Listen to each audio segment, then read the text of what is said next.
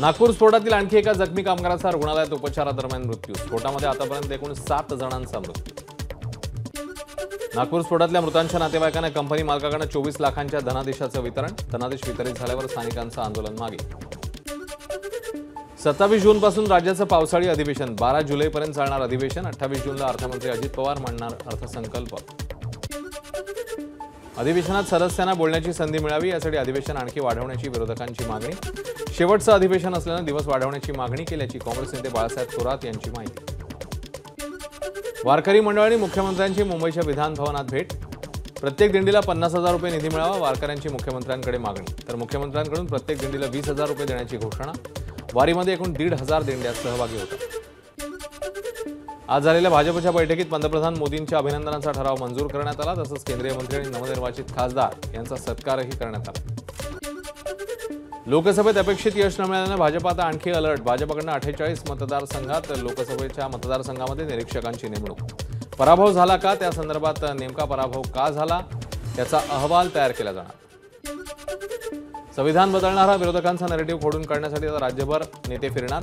48 लोकसभा मतदारसंघांमध्ये भाजपचे नेते दौरा करणार। भाजपच्या बैठकीत सर्व पदाधिकाऱ्यांना विरोधकांचा नॅरेटिव्ह खोडून काढण्याचा आदेश। महाविकास आघाडीची उद्या दुपारी 2 वाजता यशवंतराव चव्हाण प्रतिष्ठानला पत्रकार परिषद। उद्धव ठाकरे, नाना पटोले, शरद पवार पत्रकार परिषदेला उपस्थित राहणार। पुण्याच्या ससून ब्लड रिपोर्ट फेरफार प्रकरणी विशाल अग्रवाल, शिवानी अग्रवाल आणि अशफाक मकानदार या तिघांना 14 दिवसांची न्यायालयीन कोठडी। पुणे पोर्शे कार अपघात प्रकरणी अल्पवयीन आरोपीच्या काकीची हायकोर्टात याचिका। पुणे पोलिसांनी आरोपीला बेकायदेशीरपणे ताब्यात घेतल्याचा आरोपीची काकी पूजा जैन यांचा आरोप। सिलोडला बदनाम करणं योग्य नाही, एबीपी माझाच्या माझा कट्टावरील रावसाहेब दानवेंच्या वक्तव्यावर अब्दुल सत्तार यांची प्रतिक्रिया। दानवेंची भाषा योग्य नाही, त्यांना या वक्तव्याचे परिणाम भाजपला आता भोगावे लागतील, सत्तारांचा इशारा। मुंबई विद्यापीठाच्या पदव्युत्तर अभ्यासक्रमांच्या नाव नोंदणीसाठी मुदतवाढ। 19 जूनपर्यंत ऑनलाईन नाव नोंदणी करता येणार, तर 26 जूनला पहिली गुणवत्ता यादी लागणार। कर्नाटकचे माजी मुख्यमंत्री येडियुरप्पा यांना पॉक्सो प्रकरणात अटक करू नका, कर्नाटक हायकोर्टाचे निर्देश। 28 जूनपर्यंत येडियुरप्पांना संरक्षण। बलात्कार पीडितेचं येडियुरप्पांनी लैंगिक शोषण केल्याचा आरोप।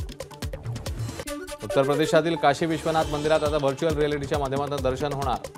व्हर्च्युअल रिअलिटी व्हिडिओ 11 मिनिटं 50 सेकंदाचा असेल, ज्यामध्ये बाबा विश्वनाथ दिसणार। इटलीच्या पंतप्रधान जॉर्जिया मेलोनींकडून पंतप्रधान मोदींचं स्वागत। G7 शिखर परिषदेत आउटरीच नेशन म्हणून भारताचा सहभाग।